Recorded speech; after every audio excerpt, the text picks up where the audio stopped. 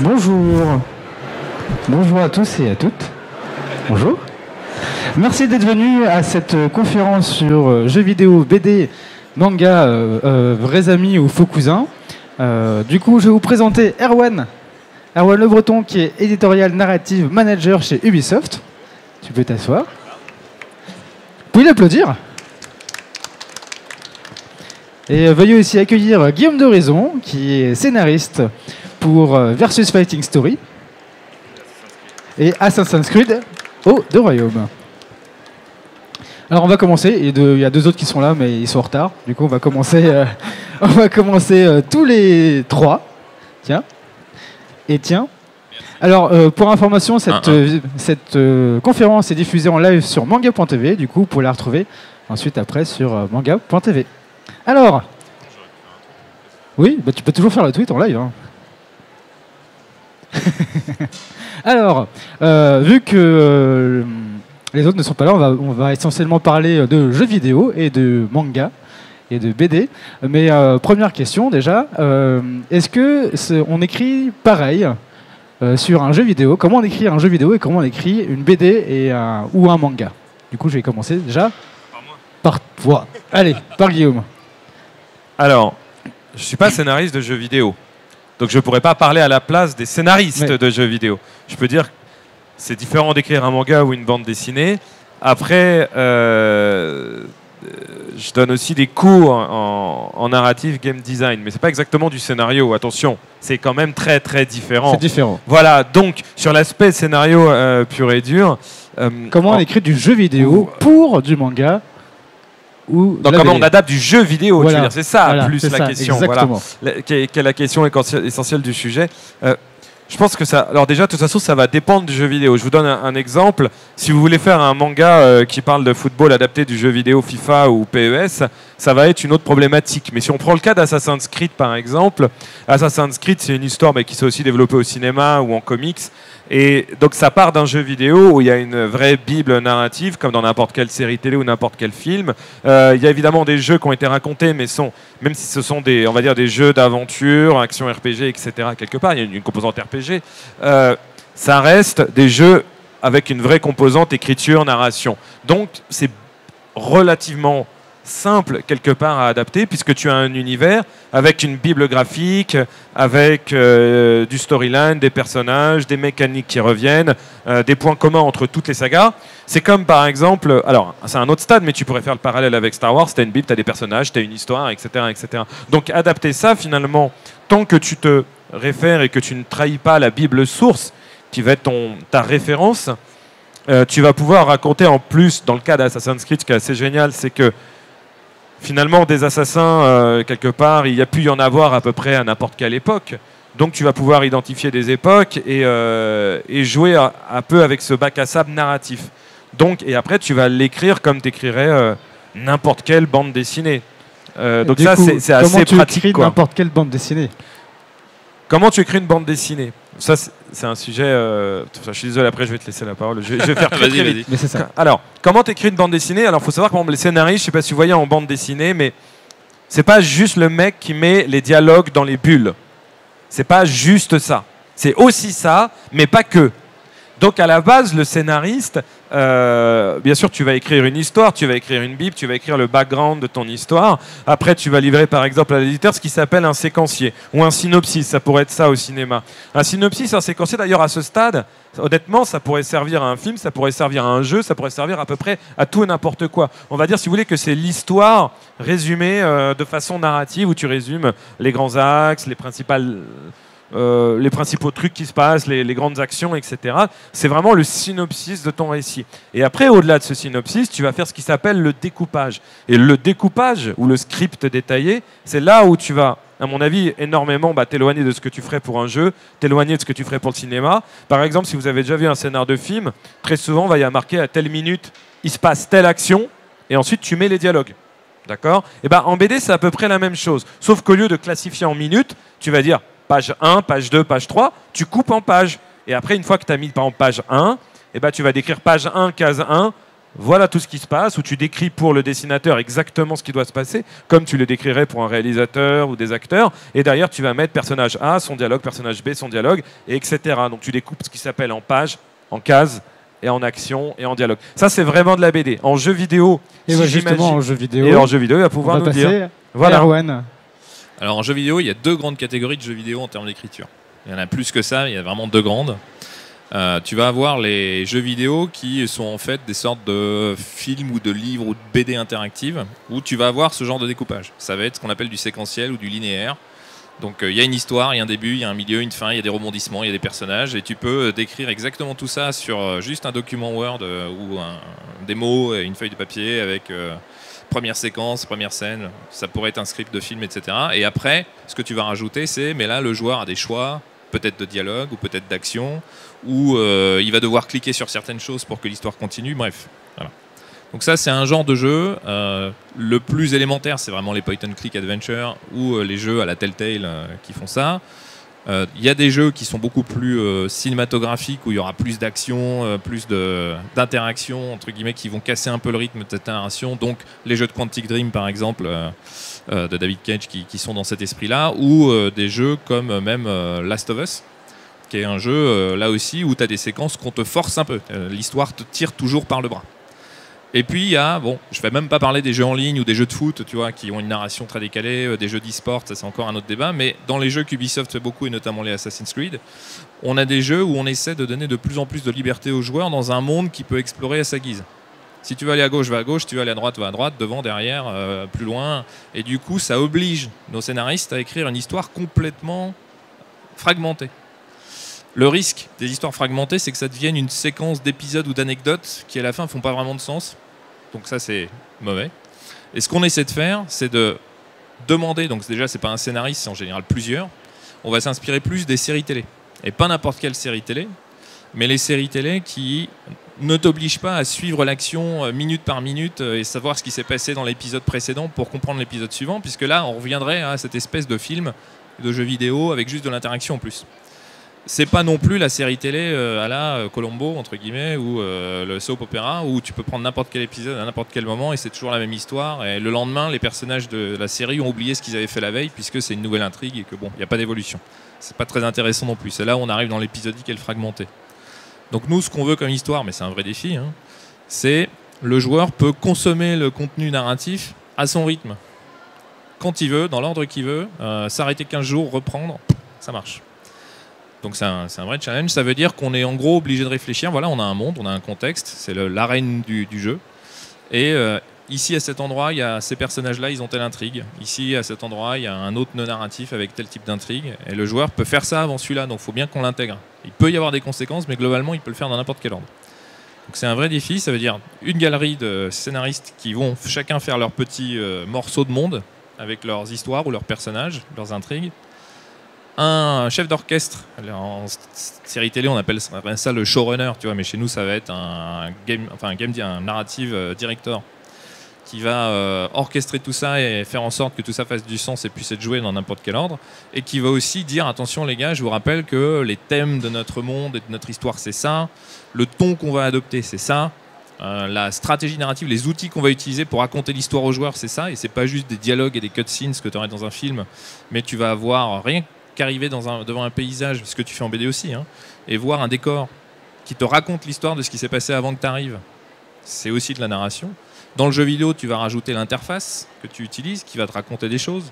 Tu vas rajouter les sons, la musique, etc. Enfin, voilà. Donc c'est tous ces outils-là qui vont faire de la narration, et du coup le scénariste, il est obligé de parler à tous les mecs qui font ce job, donc les artistes, les musiciens, les sound designers, ce qu'on appelle les levels ou les game designers qui vont faire les mécaniques du jeu et les endroits dans le monde où il se passe des choses, et leur dire voilà, a priori la zone dont on parle là, il s'est passé ça avant, il se passe ça quand le joueur arrive, les personnages ils ont tel objectif, telle personnalité, telle caractéristique ou telle habilité, et tout ça, ça va créer de l'histoire. D'accord. Et du coup, est-ce que le thème de showrunner, est-ce qu'on peut aussi le mettre dans de la BD ou du manga? Alors ça pourrait, par exemple, ils auraient pu faire ça, par exemple, au Japon en manga. C'est-à-dire que si tu étais sur une production où faut dégainer un album genre tous les mois, truc de fou. Hein. Là, tu aurais besoin d'une sorte d'homme orchestre qui va piloter en fait plusieurs équipes de types qui préparent les personnages, de mecs qui bordent, de mecs qui font les décors, et voire même plusieurs scénaristes. Mais je pense que, d'ailleurs, comme en littérature, ça a quand même vachement moins de sens d'avoir, par exemple, plusieurs écrivains sur le même bouquin. Ça peut arriver, mais c'est vraiment des bouquins concept. Ben, en bande dessinée, ça arrive qu'il y ait des co-scénaristes, mais ils vont être 2 maximum. Donc, quand tu te retrouves showrunner pour être à 2, ça a quand même vachement moins de sens que d'avoir une équipe avec énormément de monde autour pour être un homme orchestre. Le principe du showrunner, c'est que quand tu es dans une, on va dire, la pièce d'écriture, la writing room, notamment, tu vois, aux États-Unis, tu vas avoir plusieurs scénaristes et effectivement, tu fais le lien entre tous ces gens-là, tu impulses des idées. Mais en plus, même ça, on voit qu'aux États-Unis, c'est des systèmes qui, je trouve, ont des limites. Tu vois, les œuvres de ces dernières années, que ce soit comme True Detective ou même des chefs-d'œuvre comme Les Sopranos, tu as un mec derrière, tu as un auteur central et c'est la vision de l'auteur. Alors, et tu vois, tu prends True Detective, c'est écrit par un mec. Et ben en BD, je trouve que ce qui est intéressant, c'est ça. C'est que tu as vraiment la vision d'un auteur et donc tu as une cohérence qui est puissante. Qui est possible parce qu'il peut se permettre d'être tout seul au niveau du travail à faire et que tu as 46 pages. Et c'est pareil en manga et c'est évidemment pareil sur un livre. Dans le cas d'une série très lourde où ça va être des saisons à 24 épisodes, où il va y avoir énormément de choses, où surtout les mecs ont qu'un an pour la faire parce que le type True Detective, il met pas un an pour faire une saison. Tu vois d'ailleurs qu'à la saison 2, quand il a eu moins de temps, c'est moins bon en fait. Dans un jeu vidéo, non, tu peux pas avoir un seul auteur parce que vu les délais, les compressions et vu le nombre de personnes que ça implique, et en plus pour gérer du monde ouvert où ça va être plusieurs épisodes en standalone dans le même monde, ça serait l'enfer. Donc les méthodes d'écriture sont très différentes. Moi, mon conseil, c'est que si vous êtes un auteur solitaire, que vous voulez pas travailler en équipe et que vous voulez imposer votre vision et avoir le final cut sur votre vision, il est évident que la littérature ou la BD restent des médias meilleurs pour ce genre de choses que le jeu vidéo, de manière, je pense, mécanique, et c'est tout à fait normal, à part, tu as des cas à part peut-être comme Kojima où c'est encore une autre histoire, mais de manière générale, ta vision d'auteur scénariste va à un moment être, on va dire, absorbée et réinterprétée par des tas d'autres gens, un peu comme au cinéma américain blockbuster. Justement, je vais te poser la question au niveau du jeu vidéo. S'il y a différentes visions qui se collapsent, tu dis qu'il y avait un directeur narratif. Quel est son véritable rôle? C'est de garder la continuité de l'histoire. C'est de qu'est-ce qu'il doit vraiment faire? Dans l'équipe dirigeante d'un jeu vidéo, un jeu vidéo type Assassin's Creed aujourd'hui Ubisoft, c'est 800 personnes sur plusieurs studios qui collaborent ensemble. C'est vraiment une grosse équipe. Une petite équipe, petite équipe, toute petite. Mais du coup, à la tête de cette équipe, il y a un chef de projet qu'on appelle un producer chez nous. Il y a un directeur créatif. Donc lui, c'est un peu le réal du cinéma ou le showrunner de la série télé. Donc c'est celui qui vraiment donne le là sur le jeu qu'on va faire, c'est ça, les thèmes adressés, c'est ça. Visuellement, ça va ressembler à ça. Le rythme du joueur, l'expérience du joueur, les mécaniques de jeu, tout doit être cohérent, logique, former un tout. Donc c'est le garant de cette vision créative. Donc ça peut être le Kojima de nos jeux. Tu vois, c'est quelqu'un qui est censé vraiment avoir une vision, la porter, être le leader et se faire suivre. Et derrière, il y a des directeurs métiers. Donc l'audio directeur pour tout ce qui est audio, l'art directeur pour tout ce qui est art, le game directeur pour tout ce qui est mécanique de jeu et le narrative directeur pour tout ce qui est façon de raconter des histoires. Donc ça couvre bien sûr l'écriture, mais ça va couvrir aussi l'enregistrement des acteurs, le mock-up, puisque maintenant on a de plus en plus des sessions de mock-up, donc on se rapproche un peu du cinéma ou de la télé là-dessus. Ça va couvrir il va bosser beaucoup avec l'audio sur les sound effects et les voix des personnages. Donc casting d'acteurs, tu vois, enfin tous ces trucs-là. C'est en amont ça ou c'est après l'écriture? Ah, c'est après l'écriture. Et tu vas pas, enfin tu castes les acteurs avant que ce soit terminé, bien sûr, mais tu vas pas les enregistrer quand t'as pas fini d'écrire. Sinon, t'es bon pour ce qu'on appelle les retakes. Ça coûte du temps, ça améliore pas les qualités. Enfin, c'est plutôt une mauvaise pratique. Donc il y a ça qui entre en jeu. Ce qui est intéressant dans ce que tu dis, c'est effectivement la vision d'auteur, comment éviter de trop la diluer. Donc sur des super méga productions comme ça, en plus sur une marque qui existe déjà, il y a beaucoup de guidelines qui font qu'on va peut-être pas sentir qu'on a un Tarantino qui sort du lot ou un Kojima, tu vois. Sur d'autres productions, c'est plus faisable. On va pouvoir vraiment avoir là, cet auteur, il apporte sa patte. C'est arrivé à Ubisoft dans certains jeux. Vous connaissez sans doute Beyond Good and Evil et Rayman et ce qu'a fait Michel Ancel. Si vous avez joué à Far Cry Blood Dragon, il y a une vision d'auteur très forte du directeur créatif Dean Evans dans ce jeu-là, qui a vraiment mis sa patte sur plein de sujets. Donc voilà, ça peut arriver. D'autre part, et ça sera intéressant aussi en termes de parallèle entre BD et jeux vidéo, il y a différents types de writers dont on a besoin dans ce genre de méga production. Les moins adaptés, c'est les romanciers. Oui, c'est ce que tu me disais. Tu me Voilà. disais que les romanciers, c'est un peu dur à les mettre comme scénaristes. Alors, ça C'est veut pas pas des dire scénaristes, les romanciers comme les scénaristes ne sont pas des romanciers, c'est vraiment pas pareil en fait. C'est ça. Donc c'est pas. Alors ils savent très bien écrire, il n'y a pas de souci. Par contre, c'est vraiment un exercice mental pour eux de passer de l'exercice d'un roman où tu décris tout à un jeu où on va te demander plusieurs types de compétences. Alors je vais les énumérer dans l'ordre. Il y en a qui rejoignent celle de la BD. Les premiers dont on a le plus besoin à Ubisoft en ce moment, c'est ce qu'on appelle les world builders. C'est ceux qui vont construire le monde. Ils savent pas forcément écrire des dialogues ou des personnages. Par contre, ils vont te créer un monde cohérent, intéressant, logique. Ils vont t'écrire des pages et des pages de description de l'univers, de ses règles, de ses codes, etc. Ils vont bosser avec les artistes et les audio guys pour créer les musiques et tout et les sons emblématiques. Voilà. Donc les world builders, ça c'est un type d'écrivain qui nous intéresse. Tu peux en trouver en roman, des gens qui, entre guillemets, ont des personnages un peu nazes et des dialogues un peu pourris, Et mais qui ils ont ont un des mondes univers géniaux. assez. On va prendre Tolkien par exemple, il y a un univers assez Ah, c'est étoffé. incroyable, et voilà. voilà, c'est ça. Donc ces gens-là nous intéressent. Du coup, parfois ils viennent du roman, parfois ils viennent de la BD, parfois ils viennent du jeu de rôle ou du board game, du jeu de cartes, enfin jeu sur table, jeu de société, plateau, ouais. jeu de société. Ou du jeu vidéo bien sûr, mais bon. Il y a un deuxième type de writer, entre guillemets, qui nous intéresse beaucoup, et c'est complètement à l'autre bout de la chaîne, c'est les dialoguistes. Alors ceux-là, justement, en général, ils shinent pas mal en BD. C'est pas que, hein, c'est comme tu disais, c'est pas juste mettre des dialogues dans les bulles, mais des bons one-liners, des bons dialogues que tu peux retrouver au cinéma, à la télé ou en bande dessinée, ça nous intéresse parce que ils vont donner la voix, la saveur, ils vont en général nous aider à avoir des personnages un petit peu plus mémorables ou des scènes un peu plus mémorables. Et c'est un talent rare. Et aussi étoffer le personnage. Étoffer le personnage. Donc, si en plus ils sont bons en character builder, ce qui est encore un autre, donc capable de créer des Ah personnages oui, il y a cool, c'est bien. encore une. Encore ok. d'autres spécificités, mais un D'accord. bon dialoguiste, c'est c'est de l'or entre guillemets. C'est des gens qu'on cherche vraiment et c'est pas facile à trouver. Et puis dans l'intermédiaire, tu as effectivement ceux qui savent bien créer des personnages, ceux qui savent créer des scènes et des moments intéressants, donc plus des dramaturges, et puis ceux qui vont tu parlais de narrative design tout à l'heure, ceux qui vont faire la passerelle entre le fait qu'on ait un jeu avec des mécaniques, avec des défis, des obstacles, des récompenses, enfin il y a tout ce système de mécanique de jeu qu'on met et la narration, et qui arrive à combiner les deux. Donc là c'est un mindset particulier, ceux-là on les trouve plutôt effectivement jeux vidéo ou jeux de plateau, jeux de rôle, etc. Donc tous ces types d'écrivains, donc c'est vaste, hein, écrivain ça veut dire beaucoup de choses, tous ces types d'écrivains ont leur place dans le jeu vidéo. Par contre voilà, celui qui va te décrire les états d'âme du personnage et un paysage pendant 20 pages et tu vas être ému aux larmes, moins. C'est beaucoup plus spécifique en fait. En fait, c'est pas ça. On est au salon du livre, donc parlons un peu littérature. Mais si tu prends un exemple très bête, d'accord, tu vas raconter, je sais pas moi, l'histoire d'un rendez-vous amoureux au salon du livre que quelqu'un s'est donné, d'accord. Tu veux écrire cette scène en livre où en fait il y va quand ? Bah, il y va le jeudi soir pendant l'inauguration. Toujours, c'est là où on Parce fait les qu'il s'est rencontres. dit que pour rencontrer la personne, ça va être le bon moment, ils vont être un peu éméchés. Sur un malentendu, il va y arriver.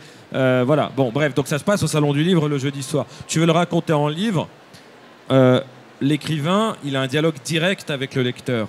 D'accord ? Il n'y a pas d'intermédiaire. C'est-à-dire que tu écris exactement la scène et là, il rentre dans le hall, les lumières qui resplendissent comme dans son souvenir quand il Tu était décris, blablabla, etc., blablabla. Ensuite, tu as les dialogues, mais les dialogues, tu te poses la question, en plus, c'est est-ce que le narrateur est omniscient ? Est-ce qu'il parle à la première personne ? Est-ce que qui sait quoi ? Est-ce que tu as les points de vue de l'autre personnage ? Blablabla, d'accord ? Mais tout est dans le livre et c'est la vision absolue de l'écrivain. L'écrivain a une vision absolue, ce qui est d'ailleurs extraordinaire. C'est ça qui est génial dans la littérature. Mais c'est sa vision. Ça pas, si t'es pas d'accord, à part un livre dont vous êtes l'héros et encore, mais si t'es pas d'accord, tu te tais et tu respectes sa vision. Et surtout, c'est sa vision, c'est son jeu d'acteur et c'est un dialogue direct. Tu prends un scénariste en BD, vraiment le métier de scénariste, en BD, en manga ou au cinéma par exemple, ou en série télé. Jeux vidéo, c'est encore autre chose. Mais tu prends, en fait, il dialogue pas. Enfin, il n'écrit pas pour le lecteur, c'est-à-dire qu'il va penser la séquence exactement de la même manière que l'écrivain, sauf que lui, il écrit pour que le dessinateur la dessine. Et donc, c'est pas du tout, c'est bon, bah là, tu me fais un plan large sur le hall, vu de loin, tu me mets tel ça comme lumière, je veux le personnage au centre et il se dirige vers le hall. T'en as rien à foutre de lui raconter les états d'âme au dessinateur, tu vois. Alors oui, il dit, le personnage est heureux, il a l'air malheureux, mais en termes d'écriture, t'as même pas besoin d'avoir des talents de littéraire. Il y a moins de mise en scène, hein, tu veux dire. Ah, pas du tout. C'est juste que tu décris la mise en scène comme si tu la décrivais à un réalisateur, mais là tu la décris à un dessinateur pour qu'il fasse la mise en scène. Et donc, tu lui donnes toutes les clés. Parfois, par exemple, tu veux décrire une forêt. Tu veux une case avec une forêt. Tu vas pas Qu'est-ce que écrire. tu fais en écriture? Tu vas pas écrire décrire une ta forêt. Qu'est-ce que moi je fais? Je vais sur Google Earth, je cherche les belles photos de la forêt noire par exemple, je lui colle la photo, je lui fais. Alors voilà, c'est un peu ça, mais avec des arbres plus grands, tu me rajoutes de la neige, tu fais ça, ça, ça. Et c'est bon. Tu vois, t'écris pas. Mais, et je vais l'écrire de manière hyper brute, c'est un dialogue avec si tu veux, ton dessinateur qui lui va créer l'univers à partir de ça. Il va le mettre en scène, Et il va le donc, mettre en image. donc, tu travailles avec un autre auteur qui va aussi, par rapport à ta vision, apporter sa vision. Donc, du coup, pour écrire ça dans ton script détaillé, tu n'as pas besoin forcément de talent littéraire. Voilà. Moi, j'écris des scénarios depuis 10 ans, je serais incapable d'écrire un livre ou un roman. C'est pas du tout le même skill. Par contre, le seul truc, effectivement, qui est en lien, quand tu arrives au dialogue, en fait, les dialogues que tu vas mettre là sont aussi des dialogues qui sont en style direct, comme un dialogue en style direct dans un livre. Sauf que même ça n'a rien à voir, parce que tu es en livre, tu vas aussi avoir une vraie touche littéraire dans la façon dont tu écris tes dialogues. Alors qu'en cinéma, en BD et même en jeu vidéo, ce que j'apprends aux élèves dans certaines classes, et je leur dis, à votre avis, on utilise quoi comme langage? C'est le langage parlé. Les mecs qui m'écrivent des dialogues de jeux vidéo, c'est du théâtre. Je fais « Oh, tu es rentré par la grande porte, toi qui es si resplendissant aujourd'hui. » Je fais « Non, c'est « Putain, t'étais à la bourre, qu'est-ce que tu foutais ?» Ben oui, mais ça, c'est un vrai dialogue. Plus ton dialogue, il est parlé, meilleur il est, en fait. Et après, bon, t'as d'autres histoires où il faut pas faire de doublons avec les matchs. Enfin, il y a des tas d'autres trucs. Mais la base, c'est que tu fais du langage parlé. Et en BD. Et donc, ça va être en BD, en cinéma ou en jeu vidéo. Alors qu'en littérature, ça va évidemment être différent. Et donc, voilà, c'est pour ça que tu as des très bons scénaristes qui sont incapables de faire des romans et tu as des très très bons romanciers qui sont incapables de passer le cap. Et enfin, le jeu vidéo, c'est la dernière étape parce que là, ton mec qui part pour son rendez-vous au salon du livre, et bien finalement, quand il arrive, moi, si je joue à un jeu vidéo, j'ai envie finalement de pouvoir aller draguer quelqu'un d'autre, j'ai envie de pouvoir faire autre chose, c'est le principe du jeu. Et donc, ça, il faut que tu puisses le mettre en place. D'où le jeu vidéo, d'où les possibilités, etc. Mais finalement, en jeu vidéo, tu pourrais quasiment tous les écrire sous la forme de VN, de visual novel, où tu as une trame narrative et tu as des choix qui se posent. C'est juste que dans des jeux à monde ouvert, il y a beaucoup plus de choix. Mais finalement, tu pourrais complètement écrire un jeu vidéo sous la forme de visual novel et l'adapter. Même Street Fighter, tu pourrais l'écrire sous forme de visual novel. Un personnage saute sur toi. Choix 1, qu'est-ce que tu fais? Tu mets un Dragon Punch. Choix 2, bah, je mets la garde. C'est le livre. Choix 3, bah, c'est le livre dont tu es le héros, quoi. Mais c'est exactement ça. Et un jeu vidéo, c'est un livre dont vous êtes le héros, mais avec un processeur un peu plus pertinent en réalité quantique. Est-ce que c'est possible, du coup, de le faire en BD ou en manga, de faire une BD ou un manga dont tu es le héros? De reprendre les codes, du coup, du jeu vidéo. Mais pourquoi faire? Je ne sais pas, je te pose la question. Je te pose la question. Alors, tu pourrais techniquement, mais déjà en termes de prod, ça coûterait des fortunes. Parce qu'un livre, quand tu l'écris, tu fais 1000 pages par exemple. Mais un manga qui ferait 1000 pages. Parce que le principe dont vous êtes le héros, c'est que les séquences, elles fassent plus de 3 pages, tu vois. Donc le temps de narration n'a rien à voir. Donc déjà en prod, ça coûterait des fortunes. Pour finalement un résultat où tu as envie de dire, bah, autant jouer au jeu, quoi. Enfin, au bout d'un moment, pour moi, ça a moins de sens aujourd'hui, alors qu'on a les jeux vidéo ou les jeux de plateau, les board games, etc.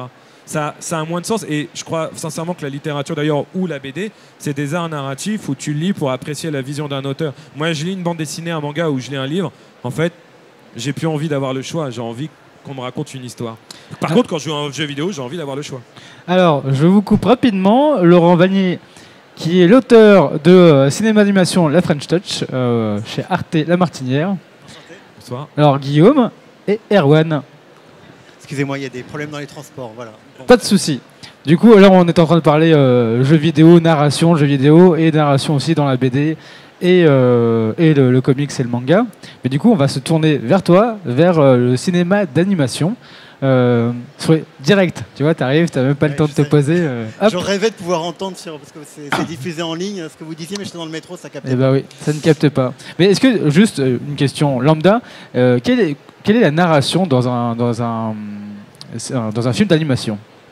En fait, j'ai eu la chance d'assister à un séminaire du producteur du Roi Lion. C'était à Montréal, un festival d'animation qui s'appelle Les Sommets de l'animation.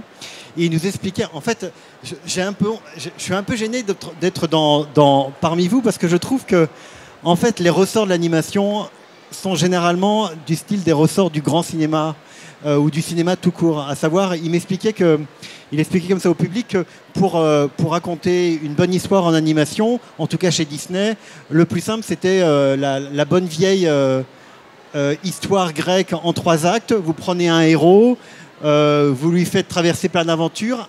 Deuxième partie, vous lui jetez des pierres, il lui arrive plein de malheurs. Et la troisième partie, il surmonte toutes ses peurs et tout d'un coup, il sort grandi. C'est un peu la quête initiatique. C'est 95% des récits modernes, hein, dans tous les supports d'ailleurs. Voilà, qui est donc moderne, mais qui vient donc de très ancien. Et en fait, le cinéma d'animation, quand même, au départ, c'est d'abord ça, quand même. Alors, on n'y arrive pas toujours en France à avoir ce genre de... Bon, d'abord, c'est très stéréotypé, mais c'est vrai que ça marche toujours. Mais je dirais qu'il n'y a pas tous les... Je vous entendais parler un peu d'interactivité, de choses comme ça. Et c'est vrai que c'est plus du cinéma, le cinéma d'animation pour le coup. Donc on prend le spectateur, c'est pas comme la bande dessinée. Moi j'ai eu la chance d'interviewer pour le bouquin Marjane Satrapi. Marjane Satrapi, quand elle a écrit Persépolis, elle raconte qu'elle avait 800 pages et qu'elle n'allait certainement pas utiliser cette bande dessinée comme un storyboard. Filmer ça en animant ce qu'il y avait entre les cases pour finalement kidnapper le spectateur pendant 8 heures, 9 heures, 10 heures. Et elle racontait que pour adapter Persépolis en dessin animé, elle a dû reprendre tout à zéro. Alors elle connaissait évidemment ses BD, mais quand même. Mais elle avait relu une fois toutes les BD avec Vincent Paronneau, Vince qui l'avait aidé, qui lui venait de l'animation et qui l'a aidé à réécrire tout ça, mais elle a refait une œuvre complètement en partant justement de ce que c'est qu'un film où vous avez un spectateur qui est dans une salle et que vous ne voulez pas ennuyer et qu'on sait qu'il faut que ça dure à peu près 1h45. Et donc, elle a réécrit ça, il n'y a pas le même début, il n'y a pas la même fin, enfin, en tout cas, c'est pas la même arche narrative. Et donc, voilà, le cinéma d'animation, c'est une autre façon, je trouve, par rapport au jeu qui est très ludique et même à la BD, de raconter, parce que c'est une arche narrative qui n'est certainement pas la même que dans les deux autres supports, je trouve en tout cas. Justement, je vais faire le parallèle entre le cinéma d'animation, le jeu vidéo et la BD. Quand on adapte, par exemple, une BD, on l'a dit sur Marjane Satrapi, qu'elle a dû refaire, mais par exemple, quand c'est du jeu vidéo qui est adapté en dessin animé.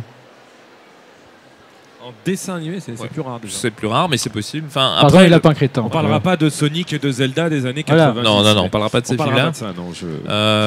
On l'a un peu dit au début, l'adaptation, que ça vienne d'un jeu vidéo, que ça vienne d'un roman, que ça vienne d'un film, qu'on adapte en BD ou inverse, enfin, tous les travaux d'adaptation, ils ont en gros les mêmes contraintes.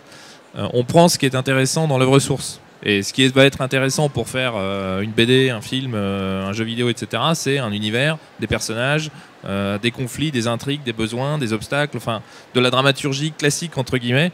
Et ça, c'est dans tous les supports, ça marche. Donc on va pas essayer dans un film de retranscrire l'aspect interactif du jeu vidéo. Ça serait intéressant d'un point de vue expérimental, mais je pense pas forcément intéressant pour le public et pour le support. Pareil pour la BD et ainsi de suite. Si demain on me disait fais un jeu vidéo basé sur une BD, j'irais chercher dans la BD ce qui va nourrir le jeu vidéo, c'est-à-dire des objets, des lieux, des places, des personnages, un contexte, des dialogues que je peux récupérer directement. Voilà, ça va être ça. Donc finalement on est quand même tous cousins, pour reprendre un peu le titre, parce qu'on a tous ces éléments en commun qui sont des accessoires, des personnages, des thèmes, peut-être effectivement des bribes de mots, donc des dialogues qui vont être dans les mêmes dans tous les supports. Voilà. Assassin's Creed, c'est un bon exemple parce que tu as un jeu à la base, il y a de la BD, il y a eu un manga et il y a eu un film. Et c'est donc un très très bon exemple. Et tu vas remarquer qu'à chaque fois, et il y a même des comics. Et par exemple, la façon dont je vais le traiter en bande dessinée, ou c'est de la bande dessinée franco-belge, la façon dont on le raconte est très différente de la façon dont il le raconte dans le manga, très différente de la façon qu'il raconte dans le comics. À la limite, ce que je fais en BD se rapprocherait plus de ce qui aurait pu être fait en film, par exemple. Mais ça, parce que là, tu vas toucher un truc très important, c'est que même en bande dessinée, il n'y a pas que le média. Il y a aussi le style des auteurs. Tu vas avoir des auteurs qui vont être dans de la bande dessinée, évidemment, la bande dessinée d'auteurs, des choses comme ça. Ça va être très différent d'une classe d'auteurs dont je fais partie, mais où tu trouves des gens, alors je me compare pas, mais je dis c'est le même type d'auteur. Tu as des gens comme Jodorowsky ou Van Damme qui vont souvent considérer, tu vois, la BD, ils vont avoir une vision cinématographique qui vont reporter sur un album de 46 pages. Donc déjà, si tu prends par exemple ces albums, ils vont être beaucoup plus facilement transposables en film classique. Parce que la durée d'un album est plus proche. Si par contre tu prends le manga, Le manga, ça va être plus proche de la série télé. C'est d'ailleurs pour ça que tu as des mangas comme Dragon Ball.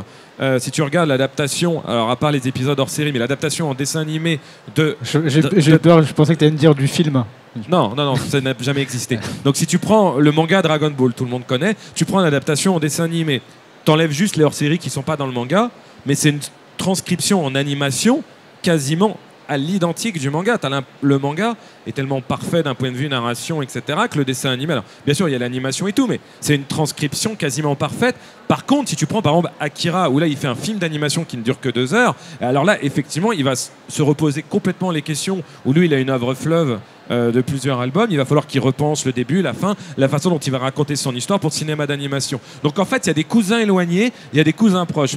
La série télé... que ce soit en live ou en animation, est un cousin proche, par exemple, du comics. Voilà, la série télé américaine va être un cousin proche du comics. Les dessins animés japonais vont être un cousin proche du manga japonais. Les films en général vont être un cousin proche de la bande dessinée, qui est sur un format 46 pages plus court. Et les films d'animation vont être des cousins proches de mangas plus courts peut-être, mais généralement, effectivement, il y a quand même une vraie interprétation qui est nécessaire. Donc il y a différents types de cousins, et le jeu vidéo, c'est encore une autre histoire. Est-ce que vous sentez qu'il y a une influence justement de tous ces types dans le cinéma d'animation, dans le jeu vidéo ou même dans la BD? De qui? Une influence, c'est-à-dire que est-ce que le jeu vidéo influence énormément le cinéma d'animation? Est-ce que voilà, on va parler juste du jeu vidéo et après on va aller... graphiquement, c'est clair que c'est des cousins. Enfin, c'est des supports différents. Moi, je suis d'accord avec ce que tu dis, à savoir que... Parce que moi, je parlais de cinéma, bien film, 1h30, machin. Mais c'est vrai que, par contre, tout ce qui est manga, tout ce qui est série à la télé, c'est encore une autre approche. Effectivement, moi, je me rappelle très bien quand ils avaient adapté, je crois que c'était dans les années 90, Stéphane Bernasconi avait fait une série formidable à partir de chaque épisode de Tintin. Et pour le coup... il n'avait rien inventé au sens où il avait vraiment linéairement raconté et repris tous les moments clés presque de chaque épisode. Donc c'est possible pour la série télé. C'est vrai que pour le cinéma, ça demande quelque chose. Moi je me rappelle de Dofus par exemple. C'est pas parce qu'on adapte un personnage de jeu vidéo qu'effectivement ça va marcher, parce que ça fait appel à d'autres affects, en fait, il y a la jouabilité pour le jeu, et pour le cinéma c'est un autre plaisir. Mais c'est vrai que par contre graphiquement les sphères se mélangent. Enfin, quand tu vois que celui qui a gagné le Fauve au Festival d'Angoulême fait des BD, mais aussi a fait l'école des Gobelins. Quand tu vois que voilà, y a les écoles aujourd'hui d'animation te forment aussi bien à faire des univers graphiques dans des jeux vidéo que de l'animation 3D, c'est clair que les univers se rapprochent. Mais on raconte pas de la même façon les choses, je crois. En termes d'influence respective, ça fait 20 ans que je suis dans le jeu vidéo, donc j'ai vu aussi les sphères d'influence. Au début, il y avait un aspect ça sera bien le jour où le jeu vidéo fera du cinéma, mais pour l'instant, on arrive un peu à faire du dessin animé en termes de qualité visuelle, de réalisation, etc.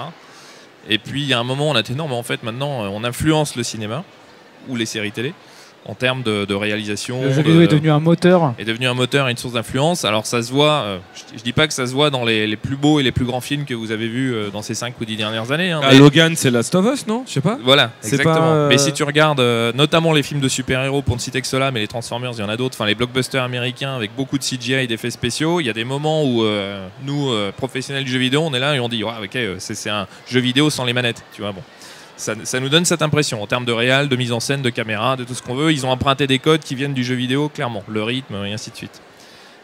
En termes de... Alors, je te coupe rapidement, mais est-ce que le jeu vidéo, c'est parce qu'il a explosé, ou c'est parce qu'en fait on arrivait à une génération de réalisateurs qui ont beaucoup joué? Les deux, c'est-à-dire que le jeu vidéo aujourd'hui, à l'époque où j'ai commencé, tu disais je travaille dans le jeu vidéo, les gens disaient ah bon, tu fais des modèles 3D ou tu codes, point. Et il y a un public et t'envie, tu vois, c'était vraiment on avait une vision complètement marginale et obscure de ce milieu.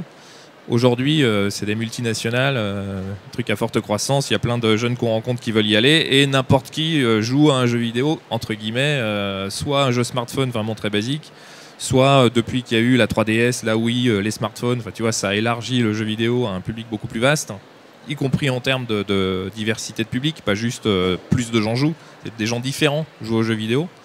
Donc c'est dans les codes, si tu veux, de la vie de tous les jours. Ce qui cartonne en ce moment en termes de narration sur YouTube, etc., doit aussi à une façon de penser un peu jeux vidéo, et c'est leur culture. Et effectivement, les réals d'aujourd'hui, les showrunners d'aujourd'hui, les scénaristes de BD d'aujourd'hui, certains des auteurs de romans d'aujourd'hui, ben, ils ont le jeu vidéo dans leur ADN. Donc ils ont ces codes, ou en tout cas ils les connaissent, ils peuvent les intégrer, et ainsi de suite.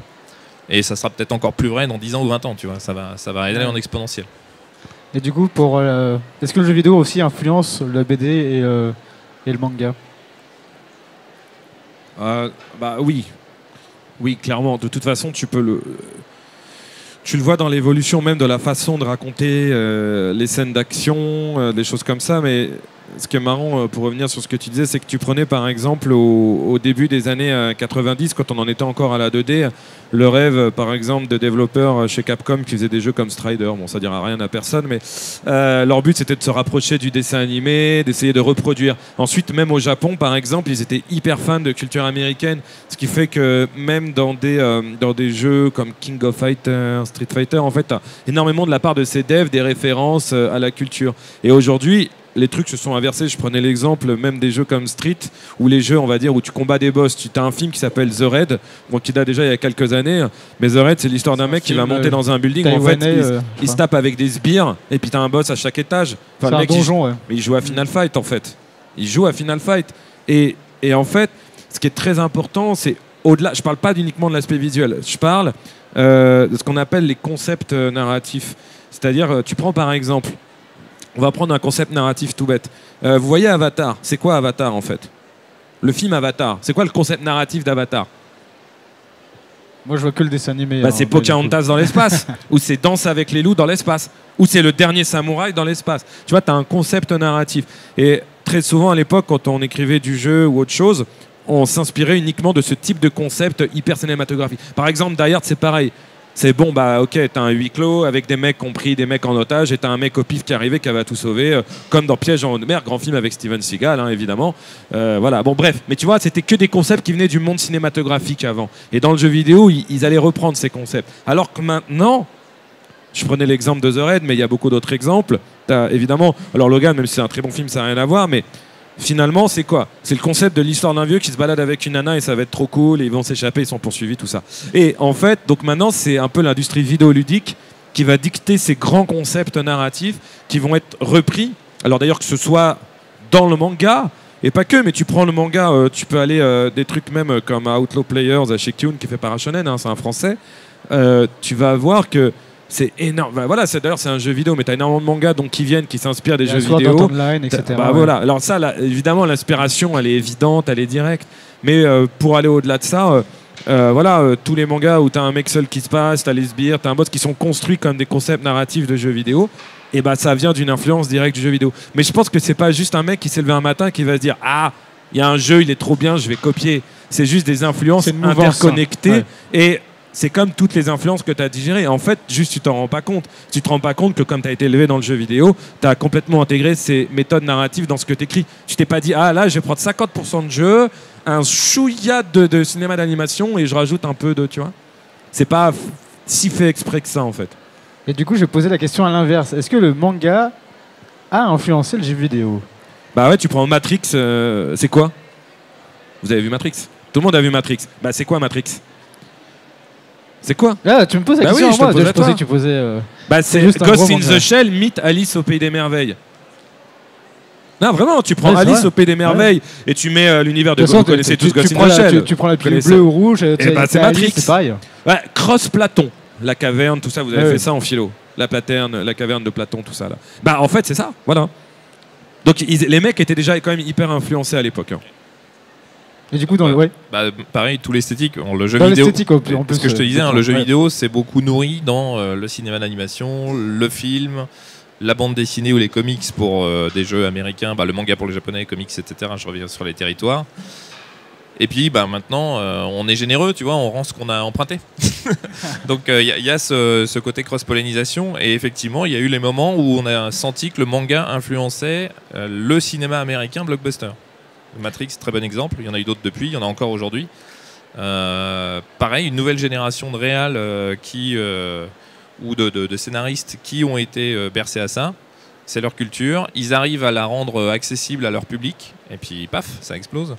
Et ça va être ça sur 10 000 choses. Aujourd'hui, c'est encore plus décuplé par les réseaux sociaux et Internet. C'est-à-dire que si tu aimes un truc très pointu, où au départ, tu étais seul dans ton village et incompris, aujourd'hui, tu es sûr de connecter à la communauté de gens qui sont comme toi, Non, qui aiment vrai, les mêmes ouais, choses. ouais. Tu vas échanger, ça va créer un bouillon de culture, entre guillemets, et ça peut devenir le mainstream de demain. Et dans le cinéma d'animation, il y a déjà tous les animés qu'on connaît, mais du coup, en France, est-ce que le manga a une grosse influence? Ah, dans le dessin animé en France, Ouais. hein. En fait, oui, bien sûr. En fait, l'animation en France, elle est vraiment. Autant on peut dire que l'animation américaine, elle est très typée. Bon, elle est très typée Disney. L'animation japonaise, elle est très typée manga, gros yeux, ou alors très heroic fantasy, ou très robot, etc. Et en France, c'est vrai que ceux qui font de l'animation, on parlait de pollinisation, alors, pour le coup, ils picorent un peu partout. Mais il y a aussi des codes un peu différents, c'est-à-dire qu'il y a aussi un code un petit peu plus naturaliste quand on regarde des films comme Kirikou qui n'ont absolument pas la violence de films japonais ou le côté très cartoon de Bugs Bunny qui sont plutôt très contemplatifs, on va dire, et très simples dans la narration. C'est quelque chose qui est encore très différent de ce qui se passe dans les autres pays. Après, bien sûr, il y a des auteurs comme Bastien Vives, quand ils font La Semaine, il y a des auteurs qui sont extrêmement influencés par les mangas et des réalisateurs qui pensent évidemment à Miyazaki dès qu'ils font des films d'animation. Mais en même temps, je crois qu'en France, l'animation, elle est tellement fabriquée pour les chaînes de télé qu'il y a très peu d'espace pour tout ce que vous produisez, que ce soit en bande dessinée ou en jeu vidéo. C'est-à-dire qu'il n'y a pas vraiment de violence. Moi, la seule série vraiment violente d'animation qu'on a vue à la télé Last Man. récemment, c'était Last Man. Alors, Et encore, c'était diffusé sur France 4 à un horaire très tardif. Et encore, on ne sait même pas si ça a marché. Et on ne sait même pas s'il y en aura d'autres. L'animation en France, elle est soutenue par les chaînes de télé. Ils veulent des trucs très souvent pour les enfants. Et justement, c'est une question que j'avais posée à tout le monde, c'est est-ce que du coup, en fait, on met pas des cases sur quelque chose? Par exemple, le manga, c'est que pour les jeunes. Le dessin animé, c'est que pour les enfants. Le jeu vidéo, c'est pas de violence. Est-ce qu'il n'y a pas des cases qui sont mises? Alors si, mais par une génération que j'espère déclinante. C'est horrible à dire, hein, mais si. Si tu parles à des gens qui ont, allez, on va dire 10 ans de plus que nous, cinquantaine, 60, tu vois, il va y avoir une espèce de le jeu vidéo c'est pour des ados boutonneux, les mangas c'est pour des ados boutonneux, les BD c'est pour les enfants, les BD franco-belges, tu vois, enfin ce qui est une absurdité totale. Enfin, il suffit de se balader dans le salon ou d'aller sur YouTube 2-3 minutes et tu vas voir que c'est absurde. Y compris pour le manga qui est hyper polyvalent, t'as de tout dans le manga, t'as de tout dans l'animé, enfin et aux États-Unis également. Maintenant, il n'y a plus juste des super-héros dans les comics, t'as des graphic novels qui traitent de tous les sujets, tous les genres, tous les traitements, tous les degrés de maturité, enfin bref. Donc le médium, honnêtement, il n'est pas spécialisé pour un public type. En revanche, nous, on a quand même une carte à jouer en France. Alors effectivement, il y a encore des décideurs, que ce soit des chaînes de diffusion ou des instances gouvernementales, le CNC, j'en sais rien, qui ont des a priori peut-être, qui, je l'espère, vont évoluer parce que les futurs boss de ces institutions-là seront des gens qui auront joué aux jeux vidéo, lu des mangas, etc. Mais en France, on a une force énorme, et tu le disais un peu, on est au carrefour. On a de la BD franco-belge, on a une histoire de l'art, on a de la littérature, on est proche des Anglais, on est proche des Américains parce que les comics, tout ça, on les a eus quand on était ado, en tout cas nous, notre génération, on a connu les super-héros, ainsi de suite. On s'est tapé du manga, merci Dorothée, et de l'animé. Donc on a vraiment toutes ces influences qui confluent et qui fait que très souvent, c'est pas un hasard que les dessinateurs français et que même des auteurs français s'exportent très bien. On a une culture universelle dans l'entertainment, je vais dire ça. Et Ubisoft, qui est troisième éditeur international, qui est un des géants, qui rivalise avec des Américains et des Japonais, c'est pas non plus un hasard que ce soit français et qu'il y ait autant de studios de développement de jeux vidéo en France. On a vraiment cette culture à la fois pop et plus générale, qui est au confluent de 10 000 choses et qui nous différencie pas mal de tous nos voisins européens et des Américains et des Japonais. On est beaucoup moins monomaniaques sur certaines choses. Et c'est une vraie force, alors on essaye d'en profiter. Je pense que ça se voit effectivement dans les films qu'on fait, les films d'animation. Ça se voit dans les jeux vidéo en tout cas, ça se voit dans les BD, même si on commence à avoir des formats maintenant de French manga, French comics, tu vois, ça arrive. Et j'espère que ça va s'exporter, voilà. Ouais, Guillaume, tu mais c'est vrai, hein, en fait, quand tu vas dans une librairie de BD, manga, comics en France, c'est vraiment le seul pays dans le monde où tu vas pouvoir avoir un melting pot de tout. Ça, c'est impossible ailleurs. Tu vas aux États-Unis, il y a les comics, tu auras peut-être du manga parfois, mais tu n'auras pas la BD franco-belge avec, hein, ou en tout cas pas dans les mêmes formats. Tu es un des seuls pays dans le monde qui exporte tous les formats et qui respecte les formats. Le manga en sens de lecture japonais, le comics au format comics. Tu vas au Japon, tu crois que tu vas trouver de la BD franco-belge dans les 7-Eleven et les compagnies. Non, ça n'existe pas, ça. Et donc, c'est vrai que c'est exactement ça. Et c'est vrai qu'on produit une génération d'auteurs, d'artistes qui sont multi-influencés. Quand tu vas au Japon, tous les Français, des mecs comme Thomas Romain dans les studios d'animation, il a fait Oban Star Racer, hein, qui était une belle série avec les Japonais. Il bosse avec des mecs comme Watanabe sur Space Dandy, c'est le mec de Cowboy Bebop et tout. Ils sont pris aussi parce qu'ils vont avoir une patte artistique où, pour nos amis japonais, ce sont des gens qui, dans leur façon d'aborder le graphisme, le design, les personnages, apportent une touche en plus par rapport à un auteur japonais qui peut être exceptionnel, mais qui aura été formé dans des codes japonais sans forcément avoir intégré d'autres cultures. Et d'ailleurs, les meilleurs japonais sont souvent ceux qui ont intégré d'autres cultures. Prenez par exemple Otomo, donc l'auteur d'Akira, c'est un grand fan de Metal Hurlant, de Jodorowsky, etc. Voilà. Même l'auteur de Death Note. Alors, je confonds toujours en Oba et le dessinateur. Oui, mais le dessinateur. Takeshi Obata. Oui, c'est Obata, je confonds avec Oba. Ouais. Alors, Obata, par exemple, c'est un mec, il est uber fan de Jodorowsky et il va avoir une écriture moins classique que les autres scénaristes de manga, plus dans les codes de ce qu'ils vont se faire en shonen ou en seinen au Japon.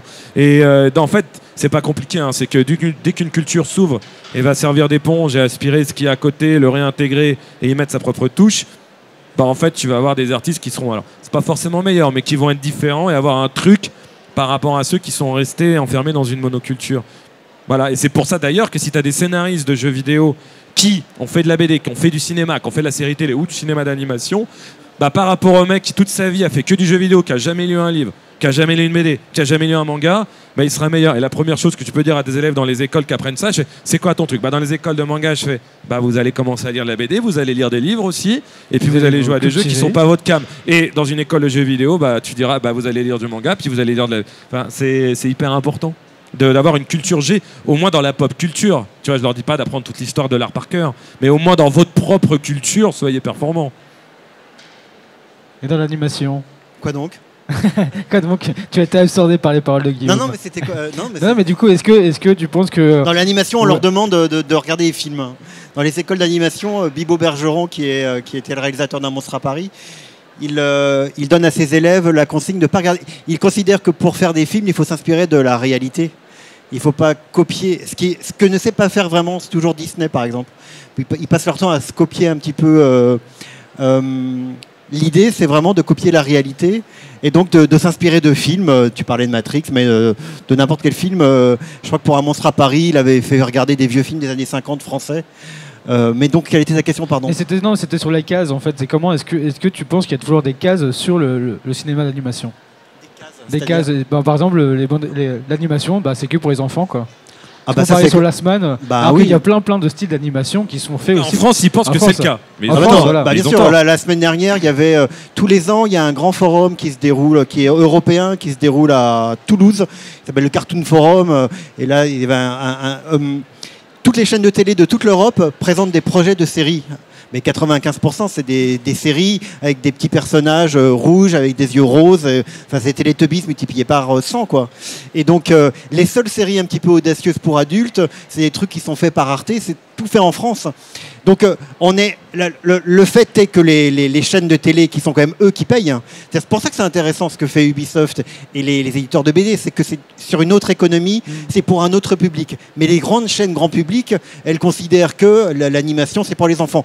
Par contre, il y a des contre-exemples, bien sûr, Arte, tout ce que fait Arte à 8h35. Et puis, la contre-exemple, c'est aussi que vous avez tout d'un coup une chaîne comme Fox qui a, en 1986, donc il y a 32 ans, qui a décidé de créer les Simpsons en prime time, alors qu'il n'y avait jamais eu de série d'animation sur une chaîne de télé américaine de l'histoire de la télé américaine, et que depuis 32 ans, les Simpsons, qui sont un truc complètement... qui était créé par une sorte je sais pas moi, de Gottlieb américain, voilà, très méchant, a réussi à percer. Et on n'est pas à l'abri de ça aujourd'hui, à savoir que, par exemple, Amazon vient de lancer sa première série d'animation pour adultes. Oui, sinon, il y a Netflix qui produit de l'animation pour adultes et qu'on Voilà. met tous les jours en ligne. Ouais. Et bizarrement, ça marche. Et voilà, exactement. Bizarrement. En fait, ça, Et les chaînes, elles ne regardent pas ça. tu vois. et le fait est que moi j'ai toujours comparé un peu le parcours de l'animation au parcours de la bande dessinée. Pendant très longtemps, on a cru que la bande dessinée c'était pour les enfants. Tintin, Ouais, Astérix, dans les années ouais. 50, ouais, Astérix, bon, mais voilà, pour les enfants. Et puis tout d'un coup, dans les années 60, avec Mad, avec Pilote, tout d'un coup, la bande dessinée est devenue adulte, mais tout simplement parce que c'est comme nous, voilà, on a grandi, ils avaient grandi, comme aujourd'hui les jeunes ont grandi avec les jeux vidéo, ils ont envie de faire des jeux vidéo pour les adultes, etc. etc. Et à l'époque, les gosses avaient grandi avec des bandes dessinées, Druyet, et juste ils avaient envie de continuer à faire cet art-là, mais de le faire, de ne pas le cantonner à des choses pour les enfants, mais à le rendre beaucoup plus adulte. C'est comme ça que Pilote est arrivé, et c'est comme ça que toute la bande dessinée adulte est arrivée. Et je crois qu'on n'est pas à l'abri de ça, très sincèrement, parce qu'avec tout cette effervescence qui existe, et effectivement les séries pour adultes qui arrivent par la bande sur sur le net, je pense que ça viendra pas des grosses chaînes de télévision, ça viendra pas mais ça risque d'arriver, oui. Mais c'est vrai que Last Man, qui est la seule série pour adultes finalement qui a été présentée en France sur une chaîne depuis récemment et depuis très nombreuses années, n'a pas été suffisamment un succès pour encourager les autres chaînes pour le faire, mais ça viendra pas par eux, ça viendra par d'autres. Au niveau de l'horaire de diffusion, c'est vrai que ils gagnaient pas non plus, quoi. Donc, c'était diffusé à 22h30 voire minuit. C'est marrant comme les programmateurs, ils ont oublié qu'à l'époque du Club Dorothée ou même Goldorak, les audiences, elles cartonnaient. Alors tu avais des dessins animés plus ou moins pour ados plutôt que pour adultes, mais ça cartonnait. Et depuis, il n'y a aucun mec qui s'est dit « Ah, mais en fait, ça a marché, Dragon Ball, Hokuto no Ken, Senseiya ». Et si on faisait de l'animation, même pas pour adultes, je suis d'accord, on va pas mettre la semaine à 16h, mais l'animation au moins pour ados. Non, ils se disent « Ah, mais ça marche sur Netflix, ça marche partout. » Mais non, nous, on va rester avec les trucs en se disant c'est pour les gosses. Mais ce qui va changer, c'est ce que tu disais. Le jour où tu as des responsables de chaîne et des programmateurs qui ont notre âge, qui ont été bercés par le club d'eau, l'animation, qu'elle soit française, japonaise, américaine, peu importe, et qui seront des décisionnaires, et du jour au lendemain, ça changera, puis c'est tout. Et tu sais quoi? Ça marchera. Parce que les ados, ils ont envie de regarder des trucs pour ados, ils n'ont pas envie de regarder des trucs pour 8 ans. Non, mais c'est vrai, quelque part. Oui. Et les adultes aussi, d'ailleurs. Est-ce que justement ça change, il n'y a plus de frontières, il n'y a plus rien. Est-ce que ça change du coup sur le manga, on peut les lire en ligne, on peut les lire pour le jeu vidéo, on peut les streamer et tout, et pour l'animation, on peut le voir aussi sur YouTube. Est-ce que du coup ça change beaucoup dans l'industrie? Est-ce que dans le même de la narration, est-ce qu'on pense beaucoup plus global ou est-ce qu'on fait toujours sur un seul marché? Alors nous, ce que ça a changé, c'est quand même énormément de choses. Enfin, déjà, on est dans un métier qui change tous les 6 mois, le jeu vidéo. Enfin, ça va en s'accélérant. Ça change régulièrement, mais là, tous les 6 mois, on est obligé de se remettre en cause. Mais ce qui est clair dans le mode de consommation actuel, il y a 2 choses. D'abord, c'est n'importe quel écran, n'importe quand. Ça, faut arrêter avec je suis assis devant ma télé sur mon canapé. Ça va bientôt être obsolète. Ça sera un des moyens, mais pas le seul. Et le deuxième, c'est on est en concurrence avec tous nos copains, les fameux cousins là. Donc nous, on vend un jeu vidéo pour que tu passes du temps dedans, mais c'est pour pas que tu ailles sur Netflix ou que tu lises une BD ou que tu vois un film d'animation. Non, tu joues à notre jeu, tu vois. Enfin, donc on est en train de se battre pour la même chose. C'est même pas l'argent, c'est le temps du spectateur ou du joueur. Le temps de cerveau disponible. Le temps de cerveau disponible. Tu vois. Donc ça, c'est vraiment une currency énorme maintenant. Et puis le troisième truc, c'est on est international. Enfin, je veux pas parler pour tous les jeunes d'aujourd'hui, tu vois, mais je pense que tu peux aller voir n'importe quelle série de n'importe quel pays du monde avec sous-titres ou pas. Aujourd'hui, c'est accessible en un clic ou un swipe. À notre époque, vas-y pour voir une série en VO, japonaise ou anglaise, c'était la croix et la bannière. Fallait, un film, fallait les cinémas à essai, etc. Donc aujourd'hui, tout est accessible. Donc si tu arrives avec ta petite fiction française pour enfants, alors qu'à la même heure, ou puisqu'il n'y a plus d'heure, sur ton téléphone, tu as un truc génial, japonais, américain, anglais, whatever, scandinave, qui te plaît, personne va regarder ta télé. Donc oui, il faut bien intégrer ce changement. Au niveau de la BD, oui. Et du manga, est-ce que c'est pareil? Est-ce une sorte d'internalisation, j'arrive jamais à le dire le mot, mais voilà, d'internationalisation, ou on pense Alors, toujours sur je pense un que marché? par rapport aux jeux vidéo ou à l'animation ou à tout ce qui est visuel, bien heureusement le livre d'ailleurs comme la bande dessinée ou le manga a encore une chance, c'est que je sais pas, par exemple, tu prends n'importe quel film, d'accord, il est au cinéma, ok, il sort en Blu-ray 4K, ok, maintenant le mec sur un truc en ligne légal, on va évidemment pas parler de piratage, mais il peut regarder exactement le même produit avec une bonne qualité, même si en fait non, ça sera jamais l'équivalent d'un vrai disque Blu-ray 4K, mais ne rentrons pas dans des considérations tout à fait techniques. Mais la différence, juste défoncé c'est que l'oreille. l'objet, la bande dessinée, tu as un objet unique, tu as le papier, c'est la même chose en littérature d'ailleurs. Et jamais rien pourra remplacer ça. Jamais rien peut remplacer ta bibliothèque avec un objet qui va être différent et la lecture et le produit papier. Donc je pense que dans la BD, le papier, d'ailleurs c'est pour ça que globalement l'industrie de la BD se porte à moins souffert relativement que d'autres industries par le numérique. C'est qu'en fait, tu as un produit qui n'est pas le même et tu le consommes pas tout à fait pour les mêmes raisons. Moi, tu pourrais mettre, je sais pas, moi, 850 000 mangas sur mon téléphone. Je m'en fous, je préfère lire un manga version papier. Ça m'intéresse. Même idem pour les livres d'ailleurs. Hein, c'est pas idem pour la bande dessinée. Et tu as un rapport au produit qui est totalement différent. En plus, c'est aussi un autre moyen d'écriture parce que tu vas pas forcément écrire pareil que sur du papier que si tu étais sur ton téléphone. Par exemple, si je prends les Daily Toon, etc. je parle pour la lecture là. Ouais. Oui. Mais du coup, même ça impacte l'écriture aussi. Non. Non, parce que nous, on écrit pour le format papier. Après, le fait que l'album peut être disponible en numérique, ça change rien au fait qu'on ne l'a pas écrit en pensant en numérique. Par contre, je pense qu'il y aura des œuvres qui sont... Justement, c'est pour ça d'ailleurs que je pense que le seul truc qui justifie finalement la bande dessinée en numérique, c'est de la bande dessinée qui a été créée pour le numérique. Et là, bien sûr, D'où ça la se question que je te justifie. posais. Et bah, je pense que ce qui est écrit pour le papier est écrit pour le papier et ça n'empêche pas des gens d'apprécier, bien sûr, de lire des BD sur les plateformes du stage. Juste, c'est pas mon truc parce que tu as un rapport à l'objet qui est différent. Par contre, je pense que la BD numérique va exploser quand elle sera conçue les auteurs pour exploiter ce que te permet de faire le support numérique, que ça sera dessiné pour ça sera écrit pour ça et dans un autre style. Moi, si je lis un truc en numérique et j'en lis, je veux pas lire la même chose que j'ai à la librairie au format papier. Faut que ce soit différent en vitesse de narration, en sujet. Et d'ailleurs, c'est pour ça que tout ce qui explose en BD numérique, ça va être des blogs, ça va être des trucs comme ça, parce que c'est fait pour être consommé au jour le jour avec un nouveau sketch, etc. Et c'est génial. Mais c'est juste autre chose, comme le jeu vidéo et autre chose que la bande dessinée. Le numérique doit avoir ses propres codes qui sont pas juste on a scanné la bande dessinée, par exemple. C'est pas mieux, c'est pas moins bien, ça doit être différent. Voilà, mais après, moi, je suis particulier, je tiens vraiment au rapport à l'objet, tout simplement parce que même d'ailleurs dans le jeu vidéo, d'ailleurs j'espère que le jeu vidéo physique continuera à exister, j'espère, le plus longtemps possible. Il y a un truc tout bête. Vous voyez Steam, par exemple. Vous achetez 2000 jeux sur Steam. Et je vais vous poser une question. À combien de jeux vous jouez vraiment? Bien sûr, au blockbuster d'Ubisoft, parce que c'est les plus gros jeux. Non, mais ce que je veux dire, c'est comme en BD. En manga, tout le monde va acheter One Piece. Ce que je veux dire, vous avez 5% des titres qui font 90% du marché. Et c'est pareil dans n'importe quelle industrie culturelle. C'est pareil dans le livre. D'accord? Mais globalement, si tu as 2000 jeux, de toute façon, tu vas toujours jouer à 4 jeux, ceux des plus gros éditeurs. Mais tu vas jouer qu'à ça.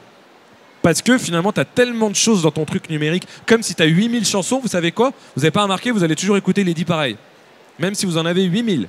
Par contre, si tu as été acheté 3-4 jeux Neo Geo par hasard, c'est une vieille console, toujours, tout ça, voilà. toujours revient sur Tu les Neo as Geo. payés tellement cher, tu as tellement payé l'objet, tu sais quoi? Eux, tu vas y jouer tout le temps.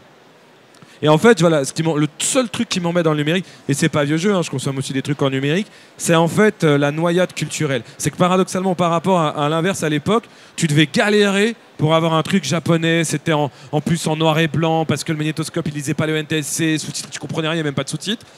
Mais au moins, tu avais une relation à l'objet et à l'œuvre qui était très différente. C'est pour ça d'ailleurs que si vous réfléchissez bien, tout le monde écoute les mêmes musiques qu'il a écoutées à 15 ans, tout le monde se souvient des films. Vous regardez un film comme Die Hard, si vous êtes de cette génération, vous l'avez vu 800 fois sur votre VHS. Aujourd'hui, vous voyez un film, c'est déjà beaucoup. Hein.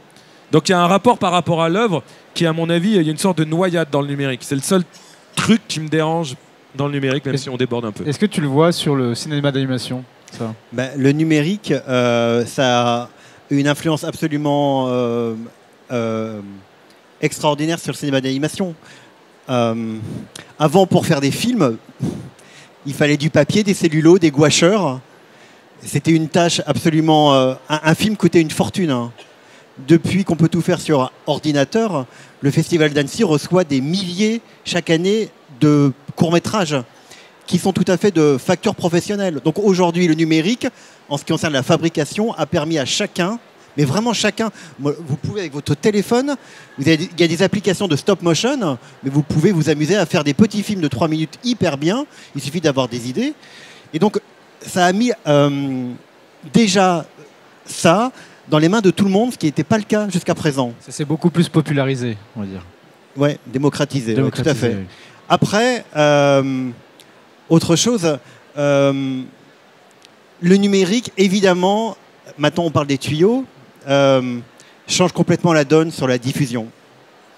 Mais bon, c'est pas que pour le dessin animé, mais clairement, c'est ce que tu disais, clairement, l'autre jour, à la gare, un gars devant moi, il était en train d'attendre le train en regardant une série d'animation, je connaissais même pas, sur son téléphone, machin. Enfin, voilà, aujourd'hui, c'est pas la télé qui fait le succès des séries, mais ça peut être aussi tout simplement le buzz, les YouTube et tous ces trucs-là. Ce qui est très bizarre. Et il y a des séries comme ça qui démarrent, genre Il le faut, qui démarrent d'abord sur le web, qui ont des millions de vues, et tout d'un coup les chaînes de télé se disent ah ben on va les diffuser. Donc on rentre dans un autre. Ça va ouvrir la porte en fait à d'autres choses. Ce qui est pas encore clair dans ma tête, c'est le fait que les financements sont pas forcément là aussi. C'est-à-dire que tu peux avoir une série qui cartonne sur YouTube, mais finalement, pour que ça soit diffusé sur une télé, ça sera très compliqué. Et ça, c'est l'exemple de Last Man. Et finalement, ils font un Kiss Kiss Bang Bang pour terminer leur série parce qu'ils n'ont pas de rond, quoi. Donc, en termes c'est quand même un problème. C'est un problème, ouais. Donc, et que la télé, finalement, c'est diffusé, certes, mais voilà.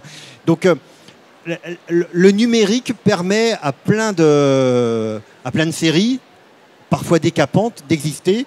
Donc ça a une influence énorme. Voilà. Merci. En fait, il nous reste combien de temps? 2 minutes là, c'est ça? À peu près. On peut parler encore plus longtemps, mais il faut que... Peut-être que vous avez des questions à poser. Sûrement. Du coup, est-ce que vous avez des questions à leur poser? Il reste 2 minutes, c'est ça? Ok. Non, il n'y a personne qui a des... Si, tu as une question. J'arrive.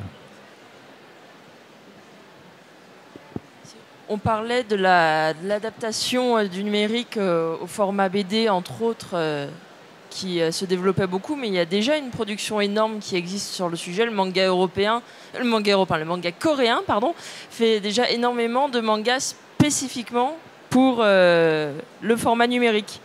Et même ce qui se trouve de plus en plus aussi pour la lecture du manga japonais, c'est que comme les titres se multiplient énormément et qu'on a du mal à tout trouver en boutique, les scans se lisent de plus en plus et les sites de scan ont tendance à s'adapter pour que la lecture soit faite selon le format de l'œuvre. Est-ce que ça pourrait pas exister à terme aussi sur de la bande dessinée qui à l'origine est en papier et qu'on adapterait pour du numérique? Mais bien sûr, ça existe. Mais c'est vrai qu'en fait, en Corée, il y a énormément d'artistes qui développent vraiment pour le numérique. C'est hyper répandu en Corée. Après, je dis simplement d'un point de vue personnel, un manga classique dessiné pour être lu en papier, je préfère le lire en papier. Mais ça, c'est un goût personnel, hein, c'est pas une opinion à généraliser. Pour moi, le numérique doit être créé pour le numérique et les véritables œuvres en numérique, mais je pense qu'elles apparaîtront. Je pense que de plus en plus, tu auras des auteurs de manga qui vont créer pour le numérique et qui vont réinventer le manga au format numérique. Mais pour moi, ça doit juste pas être des scans. Pour moi, je vais vous dire, même les séries préférées, mais jamais de la vie, et même si c'est gratuit et légal, jamais de la vie, j'irai me spoiler en lisant un scan sur Internet. Je préfère attendre 6 mois, avoir le bouquin dans les mains. Mais c'est hyper personnel, hein, je suis d'accord. Par contre, un super dessinateur qui va faire un blog, je sais pas, un Inoue, le mec de Slam Dunk, tout ça, il va aller faire une œuvre numérique, mais qui n'est pas le scan, si tu veux, d'un de ses mangas. Et cette œuvre, il va la mettre. C'est bon, je m'abonne et je consomme toutes les semaines, il n'y a pas de problème. Mais c'est une œuvre qu'il aura fait pour le numérique en se disant à quoi se sert ce support. En fait, je suis contre la traduction littérale d'une œuvre. Une œuvre qui est conçue en BD, elle n'est pas faite pour être portée littéralement, d'ailleurs que ce soit en film, en jeu vidéo, etc. Mais comme un jeu vidéo n'est pas fait pour être porté littéralement en BD. Mais maintenant, en fait, il y a aussi d'autres moyens de création en fait qui mélange les deux. Il y a eu un essai avec le Turbo Média qui a été fait par Balak où ça mélangeait la BD et le cinéma d'animation et du coup en fait on lisait quelque chose de manière récréative et comme si on voyait un dessin animé mais en même temps c'était de la BD. Du coup il y a des modèles qui existent et qui vont encore continuer d'exister. Voilà, mais tu vois, c'est pas juste la transcription d'un truc. Non, on le fait pour quelque chose, quoi. Est-ce qu'il y a encore une question? Oui? Non? Ah si, là-bas. J'arrive. Ou alors tu parles très fort. Ok, j'arrive. Bonjour tous les trois. il y a une question que je me pose, c'est est-ce qu'on vit la même expérience lorsqu'on regarde un film, qui soit d'animation ou n'importe quel film, quand on joue à un jeu vidéo ou quand on lit une BD ou un manga? C'est-à-dire que pour moi, l'expérience entre ce qu'on a envie de lire et le support est super importante. C'est le moment où on s'évade, c'est le moment où on vit. Est-ce qu'on pourrait faire un parallèle entre tous ces supports et ce moment de jeu, ce moment de vie, ce moment de plaisir? Ben, pour moi, c'est trois choses. C'est pour ça, c'est des cousins, mais à ce niveau-là, c'est des faux cousins. C'est trois expériences complètement différentes. C'est pas parce que, que tu sais dessiner, que tu vois un personnage s'animer à l'écran que ça n'a... En tant que consommateur, pour moi, c'est trois choses complètement différentes. Hein. Ah, vraiment. Alors là, c'est comme lire un livre, aller au cinéma et aller au manège. Enfin, tu vois, ça... Il n'y a rien de commun. Après, c'est des univers graphiques qui peuvent être similaires, mais... Erwan, tu veux répondre? C'est trois moments de vie différents, effectivement, en termes de où est-ce que je suis à ce moment-là, qu'est-ce que j'ai comme temps disponible et comme envie d'engagement intellectuel, puisqu'on n'est pas du tout dans la même démarche. A priori, certains jeux vidéo vont me demander d'être complètement absorbé, d'autres, au contraire, vont être plus relax, etc.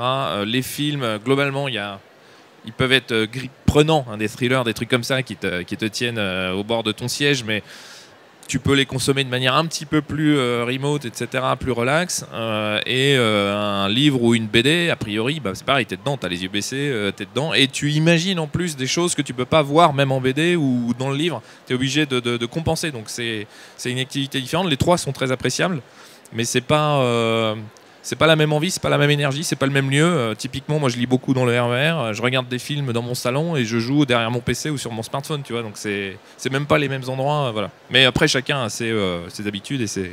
Pour moi, c'est d'abord t'as trois classes grosso modo d'expérience intellectuelle. D'accord, tu lis un livre qui est peut-être l'expérience ultime quelque part parce que tu lis un livre, ton cerveau va devoir tout imaginer de A à Z par rapport à ce que tu lis, et deux personnes qui lisent le même bouquin vont pas du tout imaginer la même chose. Voilà, ça c'est la première classe. La deuxième classe, c'est tout ce qui va être BD, manga, comics, peu importe. Parce que là, on te donne des infos, on te donne le visuel, on te donne le ton, donc tu as moins de choses à imaginer, mais tu as encore des choses à imaginer, parce qu'entre deux cases, ce qu'on appelle la gouttière, le caniveau, l'ellipse, peu importe, tu vas imaginer ce qui se passe entre deux cases. Et d'ailleurs, si on vous demande c'est quoi la vraie différence entre le comics, la BD et le manga, c'est pas du tout les gros yeux, les trucs pointus, c'est la vitesse de narration et la vitesse d'ellipse entre les cases. Je vous incite à lire L'Art Invisible, qui est un bouquin exceptionnel qui explique très bien ça. C'est ça la vraie différence entre les différents courants de dessin. L'art séquentiel n'a rien à voir entre ces courants. Voilà. Mais t'imagines encore des choses puisque t'imagines ce qui se passe entre deux cases. Quand tu passes au cinéma, là on te donne toutes les clés. On te raconte une histoire, mais t'as plus rien à imaginer. Sauf que quand t'es ado, tu vas imaginer des trucs, tu vas sortir de Star Wars et tu vas t'imaginer le spin-off de Star Wars dans ta tête. Donc t'imagines quand même des trucs. Quand tu passes aux jeux vidéo, t'es encore une étape après. C'est comme le cinéma, on te donne les clés, mais en plus, on te laisse vivre ta propre expérience. Tu vas jouer même à Far Cry. Moi, si j'ai envie juste des jeux comme Far Cry, j'ai juste envie d'aller dézinguer tout le monde. En fait, je m'en fous de l'histoire, tu vois. C'est vraiment, hein, tu vois. Ça arrive. Tu joues même à Steep, le jeu de snowboard. C'est génial, parce que j'adore le snowboard. Steep, c'est un jeu de snowboard extraordinaire. Tu peux choisir d'aller descendre les pentes dans les défis, ou tu peux choisir juste de rider pour te faire plaisir. Et tu sais quoi? Tu peux même te créer tes propres défis. Et c'est ça d'ailleurs qui est extraordinaire, je pense, dans le jeu vidéo aujourd'hui. C'est ce qui se rapproche plus de ce que quand t'es gamin, où tu vas jouer avec tes G.I. Joe, tes Cheveux du Zodiac, où tu te racontes tes histoires, tu fais des trucs. Tu peux te permettre de faire ça. Dans un jeu vidéo à monde ouvert bac à sable, c'est ça, tu vas te raconter l'histoire et tu vas vivre l'expérience que tu as envie de vivre toi-même. Et là, je pense que tu es encore dans une autre imprégnation intellectuelle. Donc la grosse différence, c'est que tous ces médias ont chacun leur intérêt, mais vont pas faire appel au même engagement intellectuel pour les mêmes raisons. Eh bien, merci. On se fait virer. Voilà, on se fait virer. Voilà. Eh bien, merci. Vous pouvez les applaudir. Merci.